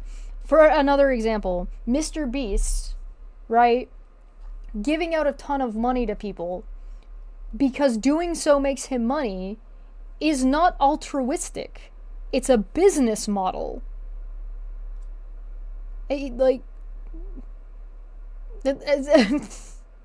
dude wants to watch people suffer for fun because he thinks it's entertaining content. Like, it's not generosity, it's profitability. Now, it doesn't mean that everything has no give back, right? It doesn't mean there shouldn't necessarily be give back in certain scenarios. But if you want to call it generosity, then there needs to be no all of these extra strings attached to it that they're putting onto it, right? Like, oh, you have to believe in our policies, and oh, you have to think abortion is bad, and oh, you have to blah, blah, blah, blah, blah, blah, blah. Like, no, that's not how it works. Anyway, despite the tens of billions of dollars spent, the continent remains poor. That's because that's not what the aid is for. They're conflating two things. Unstable and riven with conflict, corruption, and Islamic terrorism. The situation has also resulted in vast illegal migration from the continent. There it is, the illegal immigrants. Gotta throw that one in there. Failure to generate wealth has provided opportunities for China to step in and become the continent's leader in trade, loans, and investment. As a result, Beijing controls most of the continent's strategic minerals that are critical to advanced technology. Moreover, USAID is criticized by Africans for exploiting cultural values that are anathema to their traditional norms, further abetting Chinese continental supremacy. Biden administration's radical global climate policies have cut off billions in investment to developing clean fossil fuels. How? That doesn't make any sense. Why would it? What? Clean? What's a clean fossil fuel? What? Okay, no, hold on. What is a clean fossil fuel?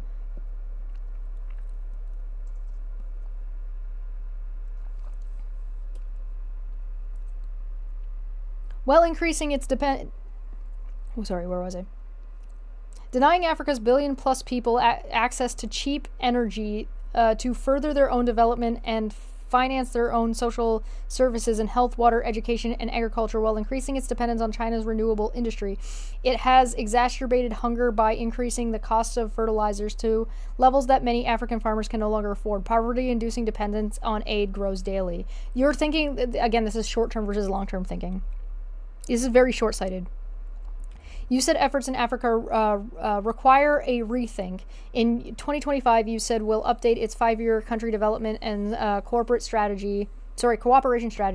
This will give the next administration an opportunity to pursue a new developmental course for Africa that promotes economic self-reliance, catalyzes private sector solution for job creation through increased trade and investment, terminates legacy and non-performing programs, and supports diversified energy approaches. Critically, it must hold China accountable for its extractive investments that violate international labor, environmental, and anti-corruption norms and practices, undercut business opportunities for U.S. companies, and sabotages Africa's development. You said in collaboration with the United States International Development Finance Corporation, U.S. Department of State, U.S. Department of Treasury, U.S. Department of Commerce, Foreign Commercial Services should use its convening power, diplomatic heft, and risk-reducing instruments to facilitate U.S.-Africa business relationships and expand Prosper Africa launch by the Trump administration to bring together services from across the U.S. government to help companies and investors do business in U.S. and African markets, end quote. The African Growth and Opportunity Act, or the AGOA, provides Africa duty-free access to U.S. markets. The next administration should extend AGOA beyond its 2025 term, but within a strategic framework that rewards good governance and pro-free market economic policies. There is no point in wasting massive sums of aid to countries whose government fail to keep their promises to reform. Oh, like America? Got it. You said should build on, not compete with private sector initiatives launched by global churches, corporate philanthropists, churches and billionaires, and diaspora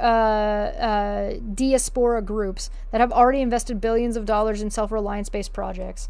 Japan has committed $30 billion in aid to Africa over 3 years to stem China's economic and political grip on the continent. Gulf-based sovereign funds also are investing billions in African energy infrastructure, mining, water, food production, information and communications technology, and other strategic industries.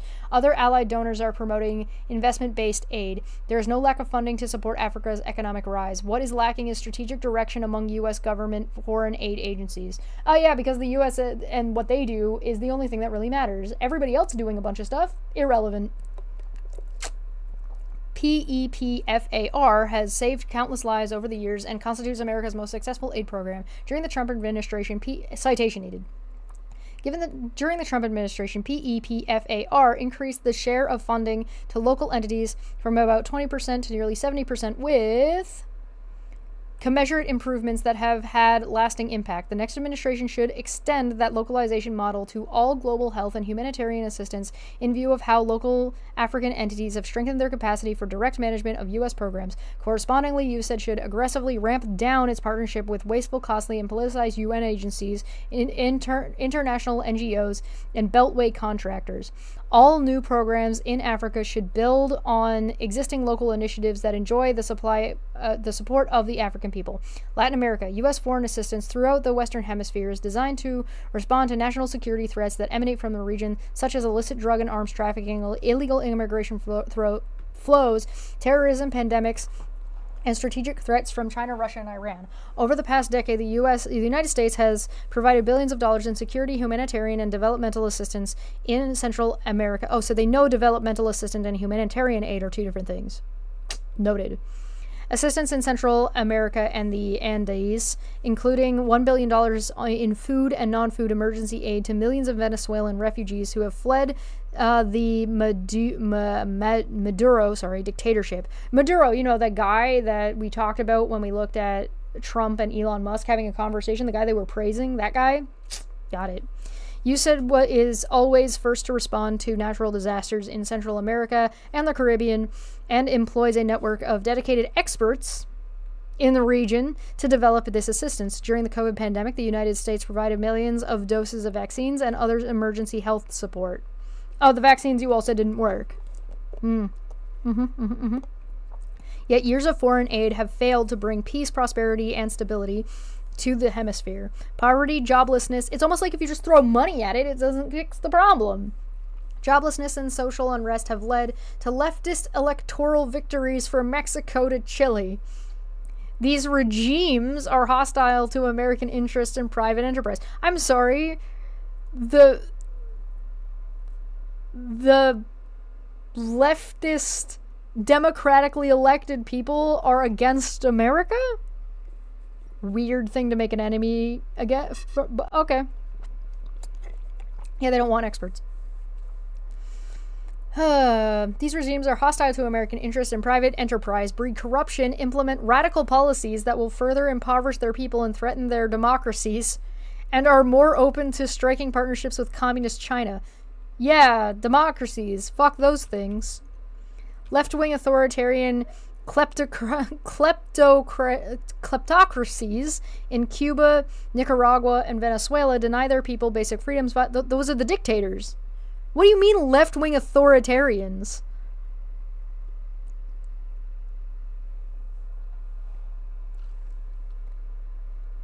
What? Okay. Sure. Deny their people basic freedoms, violently and ruthlessly suppressed any dissent, repress communities of faith, and generate such misery that hundreds of thousands of their citizens have attempted to cross our southern border over the past 2 years. No recent administration has made any progress in reducing the chaos and desperation in Haiti. Oh, you mean all the Haitian people that are eating people's pets? Ugh, God, this aged like milk. Conversely, Latin America is a major global source of energy and food, which generates substantial income that can finance internal, social, and economic development. The nations of the hemisphere share a natural and massive geographic trade and investment advantage through their proximity to the United States, supplemented by free trade agreements. The United States remains the favored destination for higher education and business opportunities for Latin American successful diasporas in the United States serve as powerful economic, cultural, and political bridges to every country in the region. Oh, so you want foreign people you want immigrants. The Trump administration focused on promoting trade and investment, especially in infrastructure, through an interagency effort called America Crecy or America Grows. Crecy? Circe? Whatever. By which I don't read Latin. I barely read English.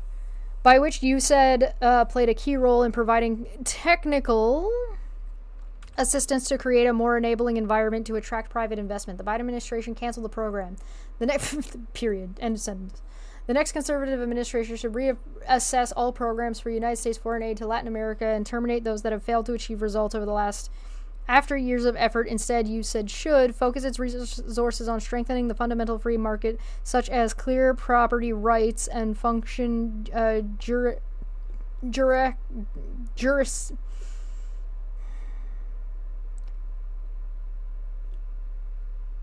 I'm reading too quickly, and I'm starting to fall apart. Jurisdictionary, and on promoting labor and pension reforms, lower taxes, and deregulation in order to increase trade and investments with the region and the United States as a genuine path to economic and political stability. We want unfettered capitalism. Challenge the socialist ideals, that have captured too many of the region's governments and their nation's youth. I'm not out of touch. The kids must be wrong. Fund partnerships in the private sector and support civil society groups, including university centers and think tanks that advocate for pro-free market and democratic ideas. Finally, Latin America and is the perfect proving ground for reducing USAID's reliance on large US-based implementers, and the agency should commit to shifting all of its portfolio in the region to local organizations by 2030. Personnel. The Trump administration agenda for USAID was undercut from the offset by both recalcitrant career personnel and by inexperienced political personnel. The next conservative administration should implement personnel policies from the beginning so that the agency can be effectively managed according to high standards. The rapid deployment of reforms will require key experienced personnel installed quickly at USAID's headquarters and missions. Delay will only impede progress. In general, areas of focus should be appointed by effective lawyers in key positions, reforming career hiring/firing mechanisms, and getting a grip on the grant making process.